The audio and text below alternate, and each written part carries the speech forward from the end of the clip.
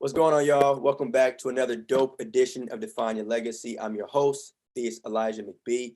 And before we tap into today's episode, I just want to shout out the online store of Define Your Legacy, which can be found at the link in the description of this episode. All right, we have t-shirts, hoodies, long sleeves, and a whole lot more. All right, so just like that, just want to jump into today's episode. We have Jennifer on the show. Good morning. How you doing? Good morning. I'm well. How are you? I'm doing well. I'm doing well. Thank you for asking.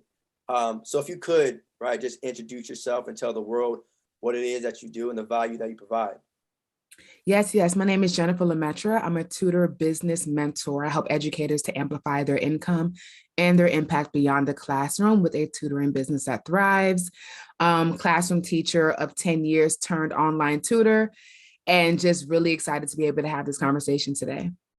Absolutely. And one thing, that I always appreciate about the tutor business is that it's designed to help people, right? It's designed to help students and those that need it. So what got you started into the tutoring business? Yeah, so actually, as I shared before, I was a classroom teacher for 10 years. So education has always been something I'm highly passionate about. I truly believe it is my gift to teach, right? And so I was teaching for about 7 years when in 2018, I was interviewing for a possible promotion.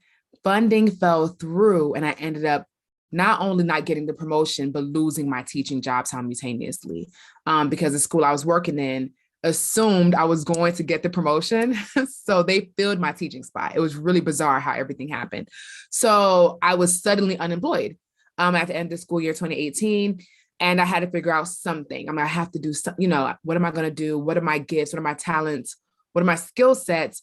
And I just always came back to teaching. I went to college and I majored in early childhood education. So there was no quote unquote backup plan. I'm like, no, I'm a teacher, right? And so that's when I kind of stumbled into the world of tutoring at that time to make ends meet. And then something that started off is like, oh, I'm just, a few kids here and there, or whatever. It's amazing how it grew beyond what I had ever anticipated to just eventually, I did get a job again teaching. So we do end up with like a happy ending somewhat. I did end up back in the classroom, but then what ended up happening was I was teaching full-time and tutoring simultaneously for 3 years. And so I would go to the classroom, teach, do my thing. And then after work, I would tutor students independently. And then the pandemic started. So when that happened, I remember thinking, oh, well, that's it. Like, no one's going to come for tutoring. Like, how's this going to work? But God is so faithful that literally, like, I thought my tutoring business was going to go under, and it actually ended up being our most profitable year.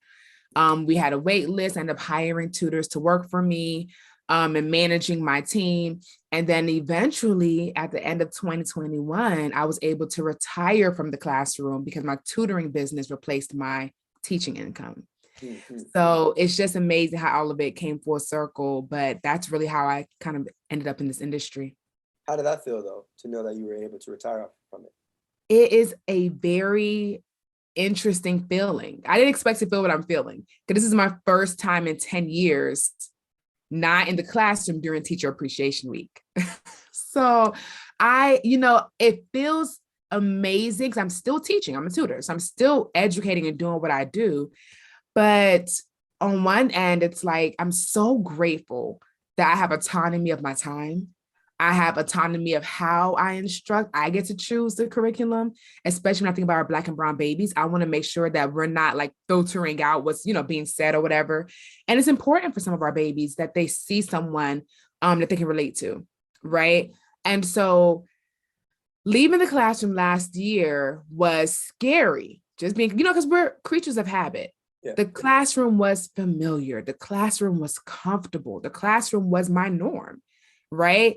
And so leaving was one of the biggest leaps of faith because although my tutoring business was doing well, remember, I was doing them alongside each other. I had never exclusively just been tutoring for long periods of time. And so it was scary, but I'm not even going to lie. It's one of the most exhilarating feelings to be coming up on 1 year of leaving the classroom. And I've never struggled. My bills have been paid on auto pay. I don't even think about it. Like everything's taken care of. I'm still operating in my talents. I'm still in my gift. I'm serving the way I want to serve.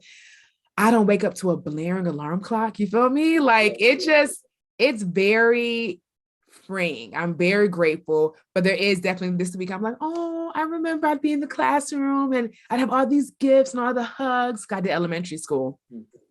So I'm actually, to be completely honest, probably going to go to my old school just to get hugs. Oh, wow. I'm probably going to go back this week. It's Teacher Appreciation Week, so why not? Like go back and see my old colleagues. Because fortunately for me, there were no bridges burned. Like I'm still very much on good terms with my former admin team and my former colleagues. They understood my decision and all of that. And so, yeah, when you're a teacher, you're always a teacher, I think. Like when you really have that heart, it doesn't leave you. So I am definitely grateful for this life of entrepreneurship and the world that's been opened up to me. But there's still that teacher heart for sure. Yeah. And talk to me too about the impact that comes along with being an educator, right? To be able to go back to a school and still receive that type of energy. Yeah, it's beautiful, right? Teachers, we obviously do this as an act of passion, right? Like nobody goes into education because you're trying to be like stacked. You know what I mean? Like you already know when you go into the classroom, you're not, unfortunately, it shouldn't be this way, but it is. We kind of know we're not going to become millionaires from being in the classroom, right? You do it because you love it, you know? And so it feels so good to know that I can go, honestly, which I'm just thinking about this, to any of my former schools, and I know I would be greeted by love. And I think it's because that's the energy I put out when I was there. You see what I'm saying? And so my former students, I mean, some of them I still get lunch with, like their parents. Like one of my former students' parents texted me last week because they had field day at the school. It was like, oh, so-and-so asked about you. And I'm like, can we please get lunch? Like, I know she's 7, but let's just all get together and go get lunch, right? Like, why not? So those relationships are lifelong. And you may even be able to relate to this, but I can think about those teachers in my life that had a lasting impact on me, right? So I want to be that. And even if it's not in a classroom setting, tutors make lasting impact as well. Because for a lot of our young scholars, a tutor is the person who took the time to slow things down. The tutor is the person who doesn't have to subscribe to a pacing calendar that may be going faster than that baby can keep up. Like a tutor has the liberty of saying, okay, I know your school is here, but obviously there's some gaps that, you know, maybe your teacher hasn't had time to fill for you. I can do that for you. So for a lot of our students, their tutors have that impact. Like they're unforgettable as well. You know, when you're a good tutor, it's like those kids almost see you as their saving grace because teachers love their students, but teachers have to subscribe to the pacing of the scope and sequence of the school and how things are going. So even if a baby isn't quite there, after a while, eventually the teacher has to keep going. So it's a delicate balance you're trying to strike, but with a tutor, you can slow things down and, you know, communicate and deliver the information in a way that maybe the teacher can't because the teacher has a class of 20, you know? So I think the impact, it's so beautiful. It's so amazing. It's so like, I feel grateful every day that I do what I get to do. You know, I feel grateful when I get those letters from my students, you know, and they're using phonetic spelling because they aren't quite sure how to spell the words, but it's like, you know, they're sitting here and they're just expressing their gratitude and their appreciation or whatever the case may be. So the impact we have as educators is amazing. And I think it's one of those things, that's why many people probably do stay in this field, is because although like anything else, right, there are two sides of every coin. When it's good, it's good. And even, you know, in saying that too, right, you mentioned the idea of most educators, when they enter the field, it's not with the intent of quote unquote becoming millionaires. The whole purpose, or it should be, to really help out the students, especially when you're talking about people that, you know, are younger and may need some sort of guidance. But was there ever, I guess, a mental shift for you in terms of entering the entrepreneurship space where it may have turned into, okay, this is an actual business opportunity, or this is something. Now, of course, there's always a balance, right? The number one goal, I'm sure, is to help people. But was there ever a change for you that you noticed where like, okay, wow, this could be another endeavor that I partake in? Absolutely. And something I do want to say as the disclaimer, although teachers entered into this space not expecting to become millionaires, I don't think that they shouldn't expect to be compensated well. Mm. So we understand that our government has chosen not to allocate funds a certain way so that teachers are making a minimum of six figures. That's a political issue, right? Essentially. But I believe that educators should be well paid.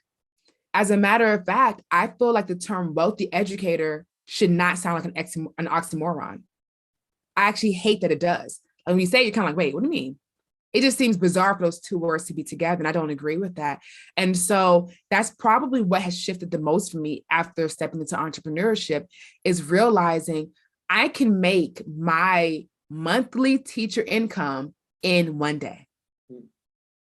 Once I saw that as a tutor, I was like, wait a minute. I was like, we've been hustled. What's going on? Because in a classroom, any teacher can tell you there's your job description and then there's what you actually do. Okay. And we are always going above and beyond the call of duty. And so when you really break that thing down, I would say most teachers spend a minimum of 50 hours a week working, 40 on paper. But then you think about the lesson planning you're doing outside of school hours, you think about maybe the weekends, maybe you're spending on work, minimum 50 an hour, right? So that's about 200 hours minimum a month. And then on average, teachers are making, depending on where you're located, if you're in the States, let's say 3,000 to like 4,500 a month, maybe. And depending on where you live, think about the cost of living. Yeah. How much is your rent or your mortgage? It's probably at least 1,000.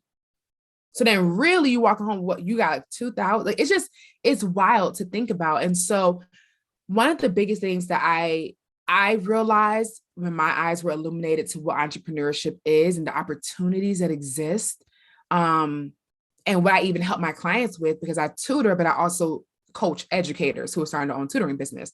Something I've had to coach educators through the most is the fact that we tend to have a very strained relationship with money.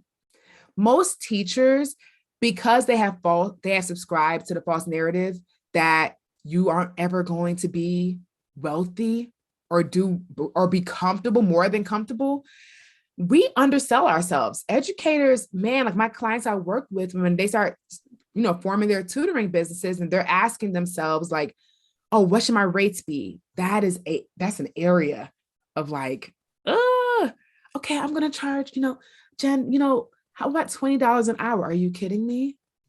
You got 10 plus years of education, a master's degree, multiple certification. You want 20? There are people who don't even have that who make 25, 30 an hour starting. But teachers tend to have a very strained relationship with money, and it's not their fault.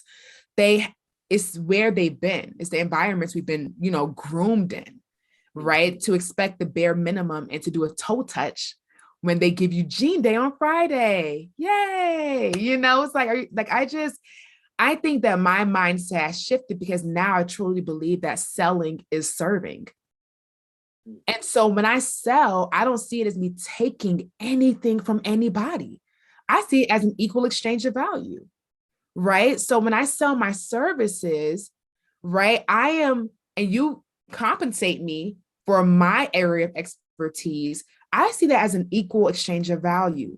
For example, something I tell my clients, like if you go to a restaurant, you don't feel like they're taking your money, right? You understand that they're giving you the value of a warm and delicious meal in exchange for currency. No one's robbing one another. It's an equal exchange of value. That's how I feel about tutoring, right? And so I can charge premium rates, whatever that looks like to who, that's relative what you consider premium, but I can charge premium rates, but it's an equal exchange for value because I'm giving your scholar an academic transformation that they were not able to achieve on their own. Because one thing I realized is that you can replenish money, but you can't replenish time. So the longer you spend not getting that baby the support they need, the wider the gap becomes. And, you bring up a good point, is that when you charge someone an hourly rate for something, you're usually not charging just for, 60 minutes or whatever, but more so the education that was put in for you to even want to pay that hourly rate, And so for educators in that field, what's something that you may either encourage or tell them to think about when it comes to, and think about a specific price for them to charge to other potential clients? Well, the first thing I would say, and I feel like once I explain it, people are like, oh, okay, you're right. I actually don't encourage any tutor to charge hourly. I don't believe in it. One, because you can't give a scholar an academic transformation in 1 hour. So if you are operating your business in integrity and you're really thinking about what's in the best interest of that scholar, then you have to ask yourself, how can you get them the biggest transformation? That can't happen in 60 minutes or 45 minutes, depending on how long you break down. Some do 30-minute sessions. You definitely can't do it then. You need time to work with that student. So my first thing I would recommend to any educator is just totally get rid of the a la carte tutoring sessions. It's not in anyone's best interest. Because if a parent comes to you one time and never comes again, what impact did you have? None, right? Not, at least not as much as you could have. I'm sure you could do something in an hour. I don't want to minimize everyone's genius, right? But we know that consistency, right, is what helps things to really see progress, is what helps things to be sustained. Doing something one time is not sustainable. It doesn't sustain any level of growth or impact, right? So that'd be the first thing I would recommend. And I think as far as how much I would tell a tutor to charge, there's so many factors, but the three things I would ask a tutor to consider is their experience, the results that they know they can get for students, right? Because we're not freestyling with people's kids, right? We're not treating them like guinea pigs. So these are people's children. So the results that you actually know that you can get for these scholars, consider that, right? And then think about the quality of your work. Those three factors are the things that I really believe that if a tutor sits down with themselves and they were to really outline, okay, you know what? Even if you've never tutored before, perhaps you've been in the classroom, think about the results you've gotten for students over time in your classroom, right? And that can lend itself to, you know what, I know I do have, a methodology of sorts to how I get students from point A to point B. Consider that, consider your experience, consider the quality of your work, and then start thinking about an actual numeric number, right? But that's something that definitely, even with my clients, I support them with really sitting down, considering factors, and I give them a whole calculator they can use as well. But those are three things I would say to at least consider. Got you. And even you mentioned too, something like academic transformation. And so how do say a tutor can think about, I guess, what specific subject or topic that they should be an actual tutor on? Good question. First things first, I would recommend any tutor really lean into their area, their zone of genius.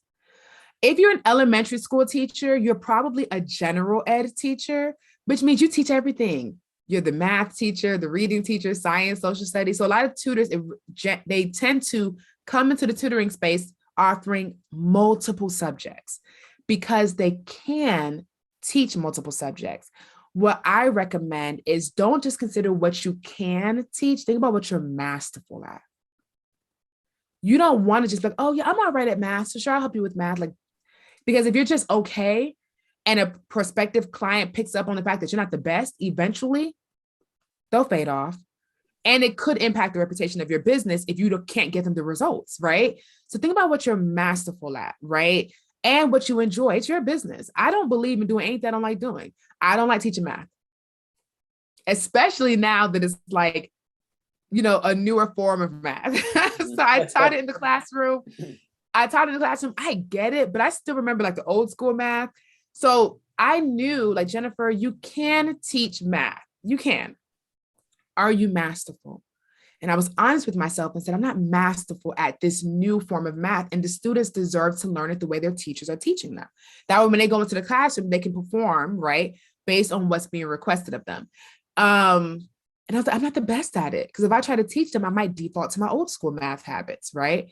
I use old school and new school loosely, but you see what I'm saying? So, right, and so I was like, well, what am I masterful at? I'm a phenomenal reading instructor, right? I understand the science of reading, right? And how students learn. And so I gave myself permission to just offer reading instruction for a specific age range, right? And that's when I saw my business take off because the results were undeniable. These kids were growing as opposed to me doing generally okay when I was offering some other things. So I would say for a tutor who's like, what should I offer or what should I teach and all of that? I would just say, consider what are you masterful at and what do you truly enjoy?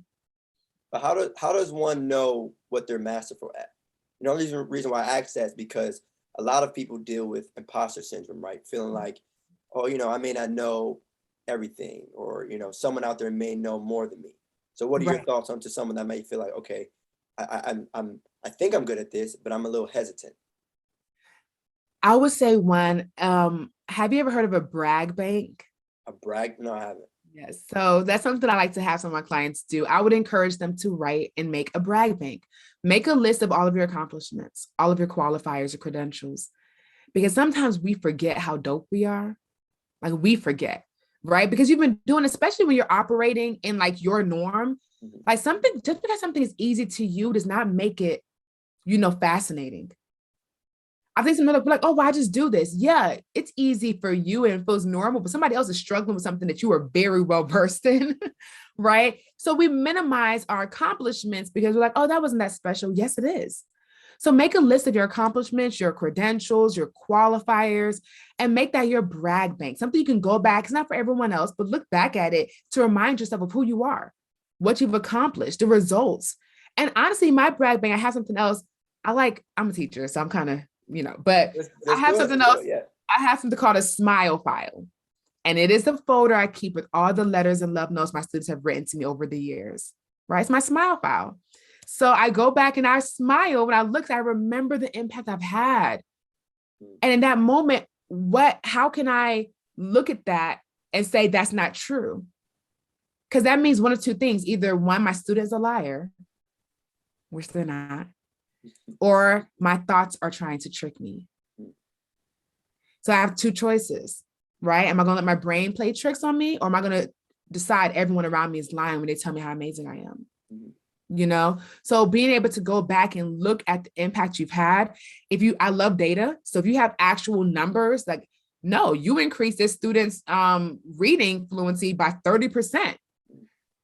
What are we fighting about? Right? Like, Right. I've gotten them results. I think for those teachers who are wondering, like, am I masterful? Am I really good at this? Look at the results you've gotten for students. Like, look at the numbers if that helps you to make it less abstract. Look at the numbers, look at the results, look at what they've said to you. Think about those parents who thanked you, right? Think about, again, your qualifiers. Perhaps you haven't had multiple years in the classroom yet, but if you've worked with any students, what have the families said to you? Because families aren't going to lie. If they're pleased, they're going to tell you. If they're not, they probably won't say anything. Right. So, yeah. How does that feel though, to notice the improvement, right? To receive a student and know that you kind of help them along the way and see the joy afterwards. It's everything, right? I know I am meant to be a teacher. So my middle name is Lemaitre, and it actually means the master or the teacher in French. So I feel like my family predestined me to be an educator, right? This is what I'm supposed to be doing, right? I love stationery. I love back to school season. All those things that excite me. So when I see a student actually progressing, that is the heartbeat of what I do. That's what matters to me when it's all said and done. It's so rewarding. I don't even know if you can fully put it into words. And what percent would you say is virtual versus in person that you're dealing with in terms of being a tutor?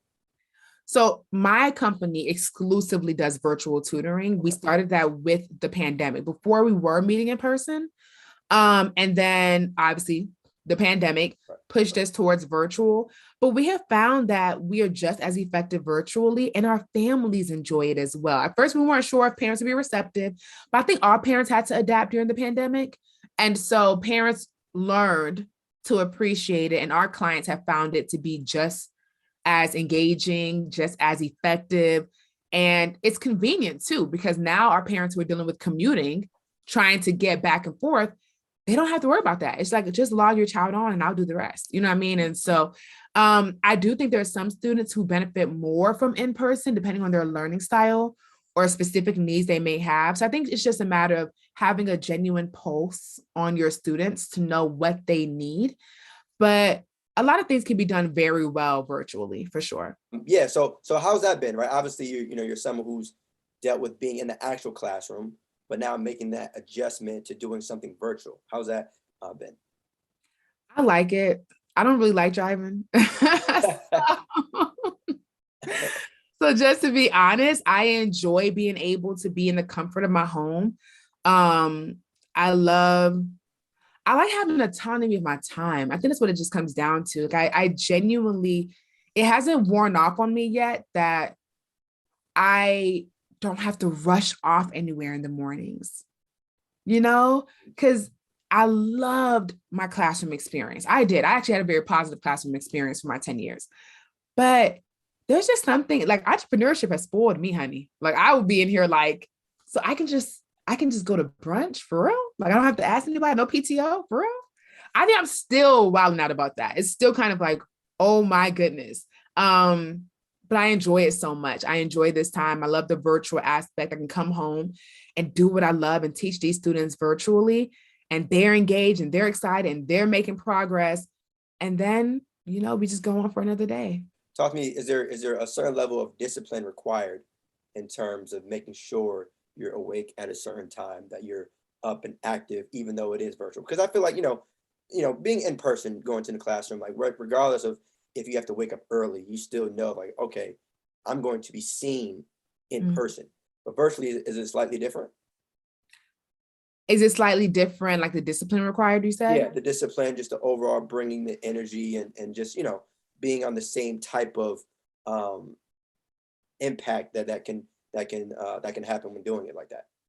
I definitely think that whether you're in person or virtual, you must have strong management skills, right? Especially virtually, because when you're in person, you have the gift of proximity control.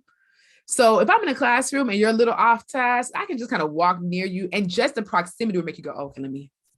Just because I didn't even have to call you out, I didn't have to touch you because I'm walking by, you're aware. Virtually, I can't touch, right? And so I have to give the illusion of proximity in different ways, right? I have to make sure that I'm so engaging that it makes you want to stay right here with me. When technically speaking, you could get up and get off screen. You could go walk around. You could technically do whatever you want. Fortunately, we have not had that issue, but we really utilize a lot of strategies to make sure that our scholars don't want to walk away during instruction until the session is actually over. So do you feel like anyone can become a tutor? Are there certain requirements to really begin? I think the biggest thing that I would say is that you have to have a learner's heart. I think that teachers should be the best students, right? We should have a lifelong appetite for learning. That way you can always get better, right? And how you deliver information and what type of information you choose to deliver, things like that. So I think as long as you are a lifelong learner, as long as you understand how to communicate, because some people are very smart, but everyone isn't a teacher.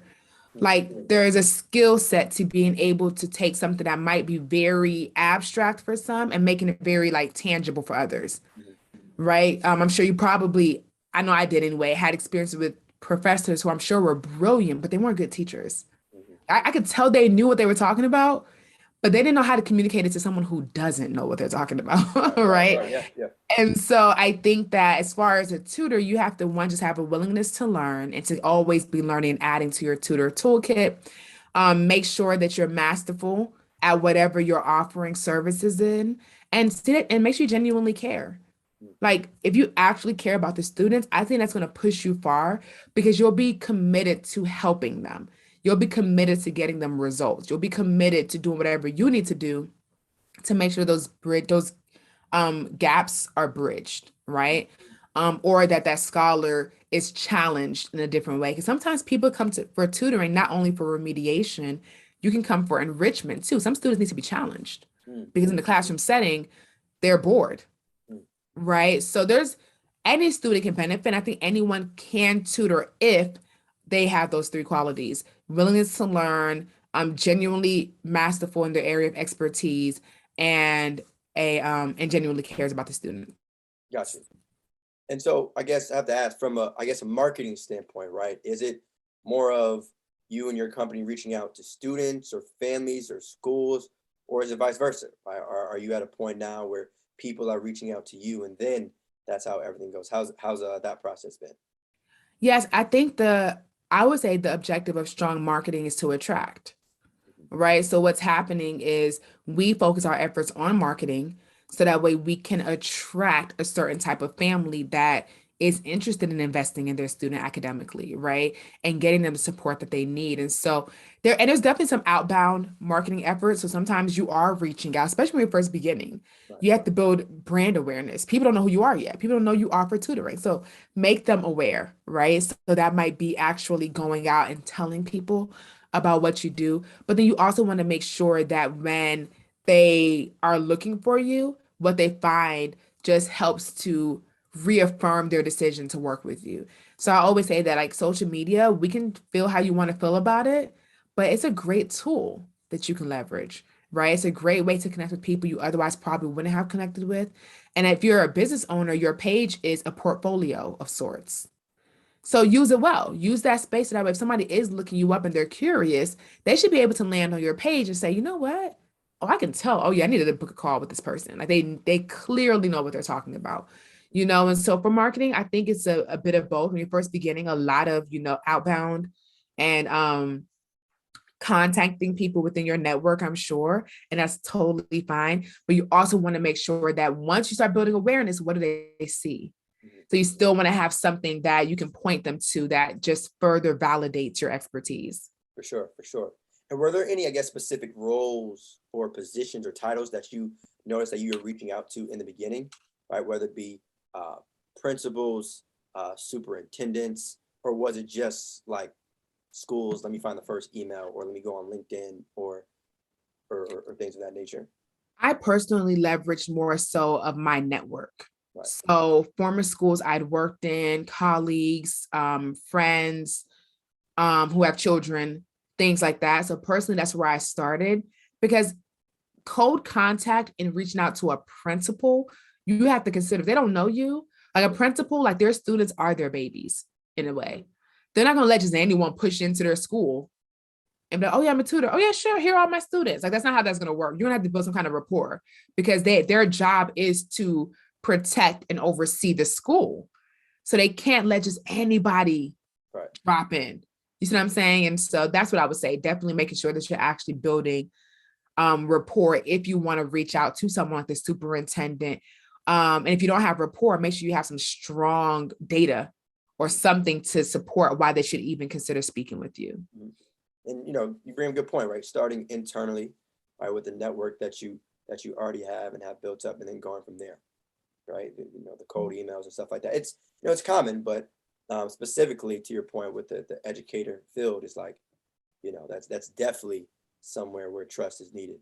Yeah. But yeah, so let's walk through this from the top, if you don't mind, right? Let's say someone wanted to become a tutor, right? And they watch this video and they are now interested in becoming a tutor. What would be the first steps? Where would we go? What would be the first thing you might recommend? Let's I guess starting from a basic level. Let's say they watch this video and then now what? I would tell them to go to jenniferlemaitre.com/playbook. I actually have an entire playbook, almost 20 pages with the steps you should take Mm. for you to be able to build up your tutoring business. That way you understand like what are the elements you want to make sure you include, what are the phases of building up your tutoring business, all of that. So I spill the juice in that free playbook. That way you can actually figure out where should I begin, right? But just generally speaking, one, determine what your area of expertise is, determine what your rate is, and promote your services. Mm. It's great that you say that because my next question was going to be, could you give 3 tips, I guess, to a new person that's looking to become a tutor? Mhm. And That there would you be go it. again. You mind saying it one more time then? Yes. So determine your area of expertise, your rates, and create a promotion plan. That way you can let people know that you are taking students. Mm. And I feel like, do you think that anyone can get started like immediately? Not necessarily asking if anyone can become a tutor, but the action that may be required. Is that something that you can say, all right, you know what? I want to get started today, right? If you have at a very foundational level, if you have a student and you're an educator, you can tutor. Mm. I mean, really, at a very foundational level, you don't need a logo, right? Just to tutor. Like you need a student who's willing to learn and an educator who's willing to teach. And is that ever a dicey situation in terms of tutoring a student that you're already teaching in the classroom? Have you ever? Well, no, I wouldn't recommend that. So that's a Okay. conflict of interest, right? So good point. That's a conflict of interest. But what I mean is a student who's willing to learn who is not within your school building and maybe even your school district. Most school districts do have like their code of ethics. So you want to make sure that they're probably not even in your district just to keep things clear. But if you know someone who is a student and they're not in your school, there's no conflict of interest and they need help and you can help, at a very basic level, you could tutor them. And I wanted to ask that too, just because like you're not necessarily able to tutor everyone if they're in your specific area or if you're already teaching them, right? There's some sort of conflict where it's like, okay, you may need to think bigger or elsewhere, excuse me. Yes, if you're contracted by your school district, I would just say make sure you read the code of ethics. Yeah. There's typically something in there. Most of them would say definitely no one in your school building. I feel like I've seen that, generally speaking, that tends to be the rule. Sometimes people just say not anyone in your class, but I like to say just stay out of the building because you don't want anything to possibly get blurred and whatever. But read your code of ethics, start there for sure, and just determining whether or not this is okay. Because you don't want to get caught up in a situation where you're just starting and then now it was like this, oof, you had this weird experience. Yeah. And two, one of the things I want to talk about too is the curriculum. So like, is it something that you change based off the student and based off the specific needs? Or would this be something that people, like if you're a tutor, you create one time and then you give that out as many times as you can? Like, has that been something that you've thought about or done before? Or maybe it's a combination of both, like you create a curriculum one time and give it to, whatever students may need it, or is like, all right, let's work backwards. What is it that this student specifically needs? And then you tailor it to their needs. Yes. So I think it's a hybrid, right? So I believe that educators should always be doing some kind of backwards planning. Yeah, so you consider what the outcome is, the desired outcome for the 2T, and you consider, okay, what steps do I need to take in order for me to get this 2T from point A to point B, right? So that should be happening in my mind anyway for any educator. And I recommend that, yes, you create at least a scope and sequence, like have an idea of where you are going for your students. When you're first starting out, most tutors probably aren't going to do all of that. They're just getting their feet wet, and that's okay. So they're probably making individualized plans for every single student. But after a while, if you're working smarter and not harder, you'll be able to see, okay, generally, here's a quick overview of what I know I can cover. And then, of course, I would make sure I differentiate to serve the students based on what they need. But there should be at least a skeleton. That way, you're not starting from scratch every single time. Yeah.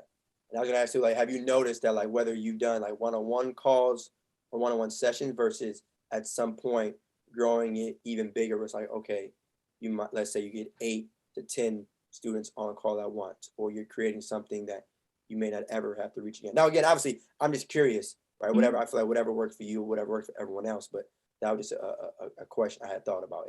If you reach the point where like, okay, we grow it to something larger as opposed to, all on one student just at one time.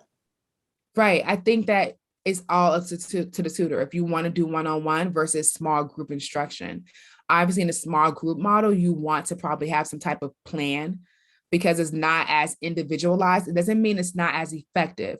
But now if you have, let's say 5 students in a group, then you should have a general plan for how you're going to serve the 5 based on their specific needs, because they should have been grouped strategically. Right. So you group them a certain way. And then based on why you group them, then you can determine, okay, what is the curriculum that they would need in order for us to accelerate them and move the needle forward in their businesses. Right. And then if you're doing one-on-one, which is where most tutors begin, right, because you're building up your clientele. So if you're starting one-on-one, then sure, you have the liberty to, create an individualized plan for each of those students. But I think, of course, in a group setting, you have to just adjust how you deliver your instruction and the type of instruction you give. And I'm assuming there's some sort of like maybe questionnaire you may have them fill out, or somewhere you can receive more information on them, right? You should definitely be doing your due diligence and make sure you have an assessment of some sort or something so you have baseline. Otherwise, what plan are you creating? Like, you're not creating plans based on what the parent told me. This is the deficit. Just like you don't go to a doctor's office and you tell them I have a stomach ache and they immediately give you a prescription without checking you out. Like, no, the doctor might say, okay, you told me you have a stomach ache, but I'm the expert. So I'm going to go in and make sure I'm not missing anything so I can properly diagnose what the issue is. Because your stomach ache is a symptom of another issue. You feel the stomach ache. An expert will come in and properly diagnose it so they can properly prescribe something for you. Yeah. And it's important to know this information, beforehand. I think, obviously that'll help everyone throughout the entire process. But so I mean, we talk about your overall journey, right? Just spending time in the actual classroom, to being a full-time tutor, being able to retire, and then at some point being unemployed and going through that journey. And that was one thing I wanted to, ask you too at some point, if you're okay. How were those days of unemployment? Because I know obviously we talk about the happy days, right? And things are going well, the business is thriving, you're seeing the success of your students. But how are those rough moments for you? It was a mental journey. I like stability. I like consistency. I like coloring within the lines, right? Like that's my personality. And so when things have always been very familiar and predictable for so long, once you're thrown into a situation where it's not as predictable, it is scary, right? And so now I will say, full disclaimer, I did not deal with being unemployed for very long, right? So I started my tutoring business once I realized what things were, right? That I didn't have a teaching job. But then I immediately began leveraging my network and sending out my resume and all of that. And I was able to get a job at a really good school here in Atlanta. And that allowed me to be able to, like, he hired me on the spot. He was like, okay, you're in. I was like, oh, thank you. So, but at that point, I already had a student who had joined my tutoring services.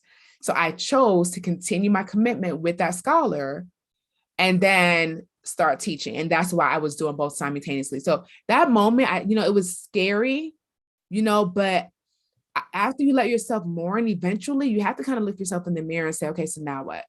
Right? Because I couldn't just sit there. So it wasn't a matter of whether or not I could find a teaching job. For me, the biggest concern was, can I find a teaching job in a school that's good? That was probably more so the conversation. Yeah. But even in dealing with that, right, the being unemployed, but I feel like it's also the uncertainty of the next day. Yeah. Right? Like, obviously it all worked out, God is good, as you mentioned, but just the idea of like, in the heat of the moment, you don't know, right? Like when you're actually unemployed, you may not know if you're going to get hired. So that was just something that I wanted to run across you. And I'm sure there's at least one person out there that may be dealing with something like that, especially considering that we're still, in the middle of a pandemic. I know obviously it's been a couple of years, but some people may still be dealing with job uncertainty. But I raise that question too, because obviously it's a part of your story as a whole. And that leads me to my final question. It's a question that I ask everyone that's been on an episode of Define Legacy. And that question is, how do you want to be remembered? I want to be remembered as a woman who deeply cared. Like, I think everything I do genuinely stems from that. I care about my tutees. I care about the tutors who trust me to support them in building up their businesses. I care about my family. I care about my friends. I want to be known as someone who cares. That genuinely matters to me. I think everything else I do stems from that foundation. Like, I tutor the way I do because I care. I don't give up on my students when they want to give up because I care. I find new ways to reach the students. Maybe the way I'm teaching isn't quite landing the way I thought it would. And I just go back to the drawing board and figure it out because I care. Like, everything goes back to me genuinely caring about the people I engage with. So when it comes down to it, I want people to know that I cared about them and that I really wanted the best for them. And before we let you go, first thing first, thank you, of course, for being on the show. It's definitely much appreciated.